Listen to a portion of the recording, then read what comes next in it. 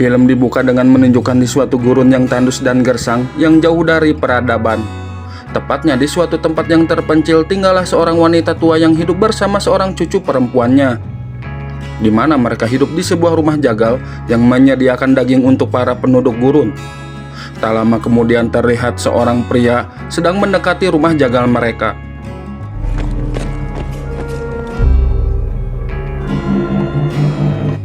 Sehingga kedatangannya itu membuat sang cucu merasa ketakutan lalu bersembunyi di ruang bawah tanah.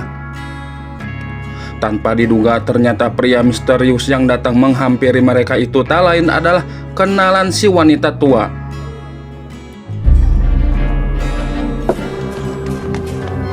Si pria itu datang dengan membawa jasad seseorang, kemudian menyeret jasad itu, lalu ditaruhlah mayat tersebut di tempat penjagalan dan memenggal kelapanya.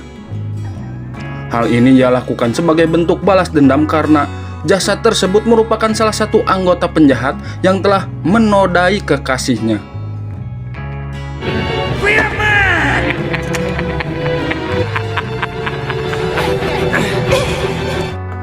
Setelah itu si pria misterius meninggalkan rumah jagal, lalu menggantung kelapa korbannya di sebatang pohon. Tak jauh dari pohon tersebut berdiri rekan si korban yang sedang menunggu kedatangan 3 rekan lainnya.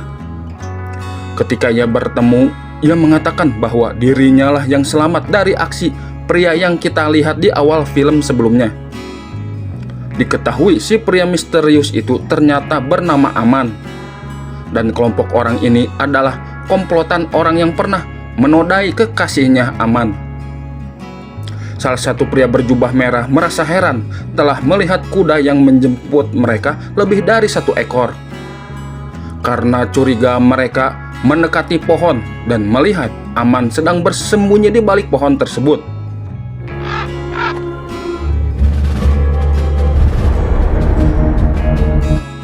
Lalu Aman pun keluar sambil mengatakan, apakah mereka mengingat dirinya?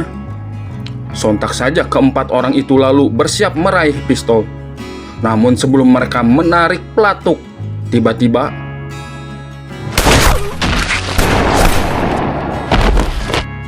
Aman kemudian mendekati salah satu musuhnya yang masih bernapas. Dengan wajah beringas, ia menanyakan keberadaan pimpinan komplotan itu. Sambil ketakutan, sang musuh menjawab, "Bos mereka tidak ada di sini untuk menjemput mereka." Aman lantas berdiri di belakang si musuh, lalu menarik tulangnya hingga tercabut. Tak hanya itu, Aman pun menggores wajah seorang musuhnya, dan setelah itu ia pun pergi meninggalkan mayat mereka. Heads, men, talking.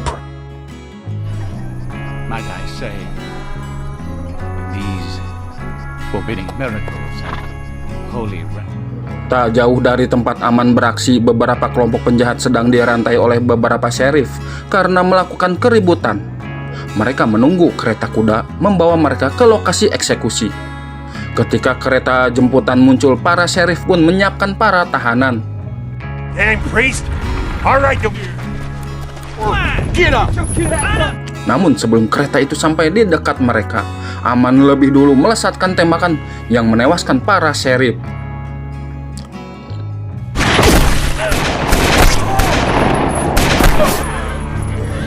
Para sheriff pun tidak ada yang selamat, hingga kita dapat menyimpulkan bahwa tembakan Aman memiliki akurasi bidikan yang hebat. Bahkan sangat hebat saat ia menembak putus rantai kaki seorang tahanan bernama Fabulous.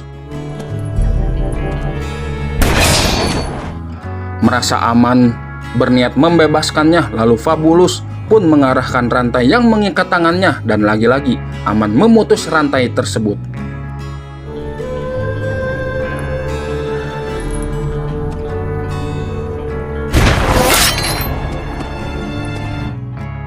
Kemudian Fabulous pun lekas pergi dengan kuda milik sheriff.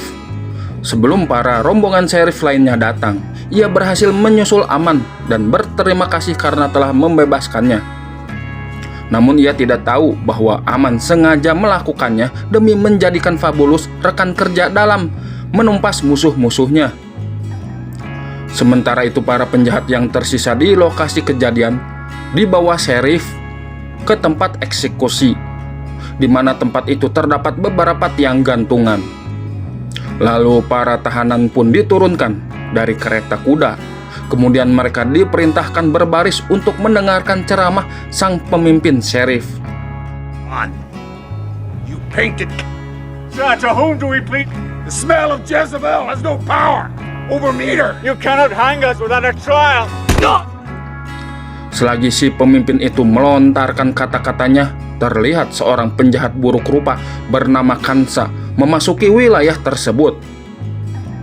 Ternyata ia adalah seorang penjahat terkutuk yang dibangkitkan dari kematiannya, sekaligus orang yang dicari Aman selama ini. Color, sir. Right. Kansa dan anak buahnya melukai seorang biarawan cantik di tempat tersebut, lalu mengambil kulitnya untuk dipakai oleh Kansa agar dirinya terlihat muda. Dan setelah itu ia pun keluar dari tenda.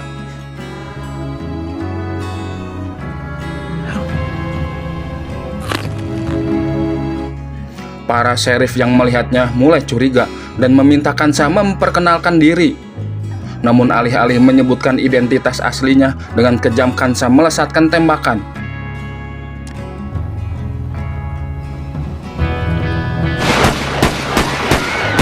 Tak lama muncullah anak buah Kansa lainnya. Mereka disebut anggota Undead karena mereka langsung membasmi para sheriff dan menangkap para tahanan untuk dijadikan kawanan mereka.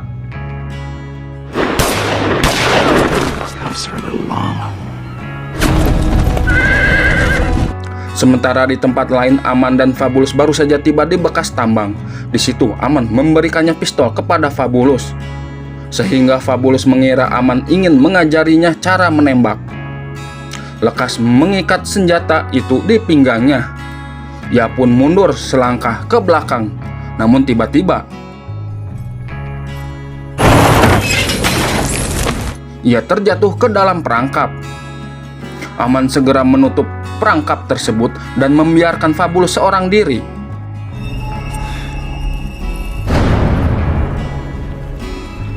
Waktu itulah seseorang makhluk mengerikan hendak menyerang Fabulus. Beruntung Fabulus berhasil mengalahkan makhluk tersebut, tapi ia juga harus kehabisan peluru. Di detik itu pula Aman muncul lalu mengisi sejumlah peluru di pistol.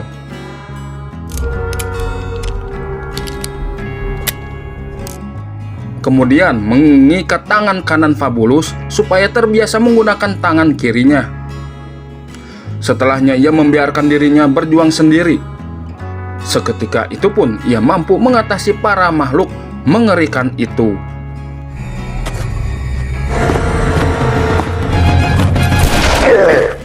Akhirnya Fabulus keluar hidup-hidup sebagai pemenang. Ia disambut Aman yang langsung memberinya koin bayaran dan berjanji akan memberinya lebih jika misinya telah selesai. Akan tetapi Fabulus tidak senang karena musuhnya seperti mayat hidup. Aman pun di sini menceritakan awal mula musuhnya terbentuk, di mana kisah ini bermula dari ibu Aman yang bekerja sebagai wanita malam. Ia hamil dan melahirkan anak. Namun tak cukup biaya untuk menghidupinya, sehingga Aman dititipkan di panti asuhan. Sedangkan ibunya menjadi seorang biarawati. Tepat Aman berumur 12 tahun, dia diadopsi oleh pemilik rumah jagal, lalu dipekerjakan di sana hingga beranjak dewasa dan menjalin asmara dengan Sueno, seorang putri dari pemilik rumah jagal. Sampai suatu hari Aman serta pemilik rumah jagal pergi ke kota untuk berbisnis dan meninggalkan Sueno seorang diri. Tepat saat momen kepergiannya itulah para komplotan Kansa datang lalu menodai Sueno. Oh, it's a secret until she can no more. Dari kejadian tersebut, Sueno pun mengandung. Sementara Aman yang tidak terima justru meninggalkan mereka. Setelah 5 tahun berselang, Aman pun kembali, tetapi Sueno telah meninggal saat melahirkan.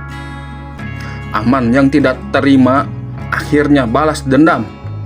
Kemudian ia mendatangi komplotan Kansa di penjara.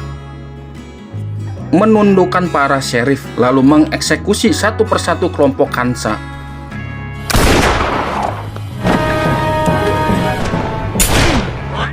Aman berhasil membalaskan dendamnya, namun ia juga terluka karena tembakan seorang sheriff.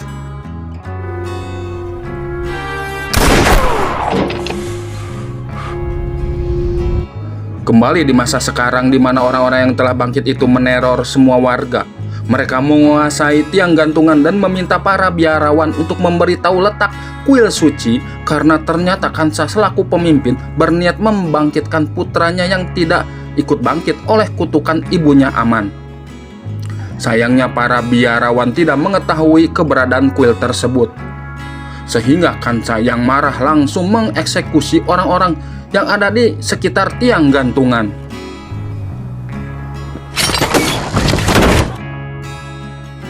Sedangkan di rumah jagal, si Putri Sueno yang berusia 10 tahun selalu membantu sang si wanita tua. Mereka terus menjalani kehidupan sambil mengelola rumah jagal dengan kisah pilu di dalam hati mereka. Selagi mereka sibuk, tiba-tiba Aman beserta Fabulus datang ke tempat mereka, di mana Aman langsung menyuruh Fabulus membersihkan diri. Now, or to live. Karena curiga, si wanita tua mendekati Aman dan meminta penjelasan kenapa Aman membawa orang asing ke rumah jagal. Aman menjelaskan bahwa ia perlu seseorang untuk membantunya, sebab musuh tak mengetahui identitasnya. Mendengar hal penjelasan itu, Aman membuat si wanita tua sedikit kecewa karena merasa Aman meremehkannya. Meski begitu, si wanita tetap bersyukur atas tindakan Aman yang ingin menyelesaikan semua konflik di tempat tersebut.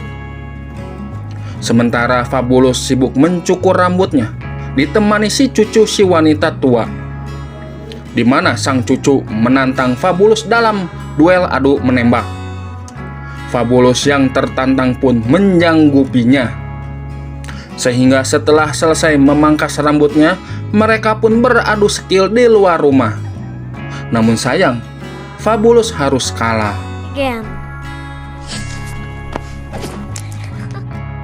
Beralih ke tempat lain, Kansa dan satu anak buahnya menginterogasi seorang pastor agar sang pastor mau memberitahu tentang kuil suci itu.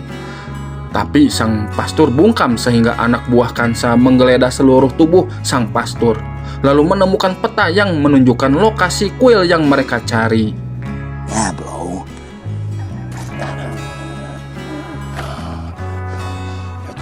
Where do they hide? Tak lama kemudian Kansa didatangi oleh anak buah lainnya mengabarkan keberadaan Aman. Kansa pun segera mengirim para bawahan lainnya. Selang beberapa waktu kemudian, hingga mereka mendekati rumah jagal itu, si wanita tua menyadari kedatangan pasukan Kansa, berniat melawan, namun dihalangi oleh Fabulus. Di saat keduanya bertengkar, tiba-tiba anak buah Kansa pun muncul dan langsung menodongkan senjata ke arah mereka. Beruntung Aman lebih dulu menembaknya, akan tetapi pasukan Kansa lainnya semakin bermunculan. Mau tidak mau, Aman melenyapkan mereka satu persatu sampai seluruh amunisi senapannya habis.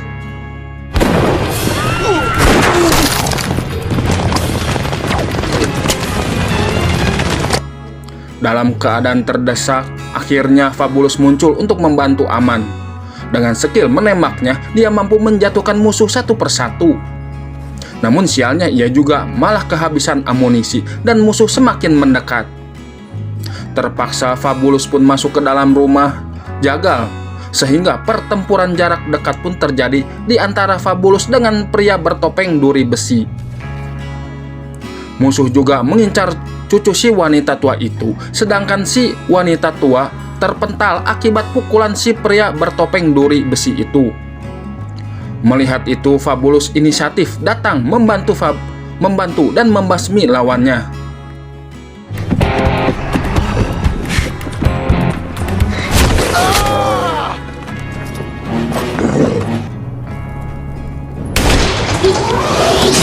Setelah berhasil menumpas anak buah Kansa, Aman pun keluar dari rumah jagal untuk mengecek jasad para musuh, guna memastikan bahwa tidak ada lagi mayat yang bangkit. Tiba-tiba seorang musuh berlari ke arah Aman. Lalu Aman tidak sadar akan bahaya, terus melanjutkan aktivitasnya. Di waktu itulah cucu si wanita tua itu menyelamatkan Aman dan melontarkan ketapel tepat mengenai kelapa musuh hingga sang musuh pun tewas. Aman berterima kasih kepada bocah itu karena telah menyelamatkan nyawanya. Lalu si bocah memberikan ketapelnya kepada Fabulus yang sedang terluka. Kemudian Fabulus mendekati Aman, namun ia justru ditembak oleh Aman. Aman kemudian membawa jasad Fabulus pergi sejauh mungkin dan membangkitkan Fabulus dengan mantra sihir. Sehingga Fabulus menjadi sama seperti musuh-musuhnya. Me. Felt for the kid. Setelahnya Aman meninggalkan Fabulus seorang diri di tengah gurun pasir. Sedangkan di tempat lain kelompok Khansa menemukan kuil suci berkat peta yang mereka peroleh sebelumnya. Mereka kemudian meledakkan sebuah bukit untuk menciptakan jalan masuk. Setelah berhasil, barulah mereka memasuki kuil tersebut. Namun sebelum jauh melangkah, sang Khansa memerintahkan anak buahnya berjaga di pintu masuk kuil. Sementara dirinya melanjutkan perjalanan. Tak lama berselang, Aman pun tiba di pintu masuk kuil dan melesatkan tembakan ke arah anak buah Khansa yang berjaga di sana.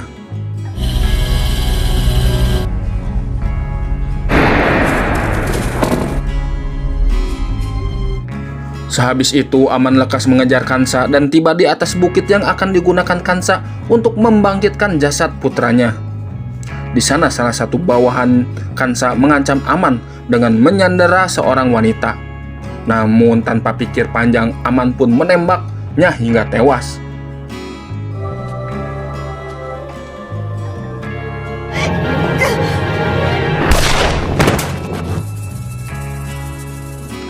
Lalu Khansa muncul, lantas melesatkan tembakan menjatuhkan pistol Aman.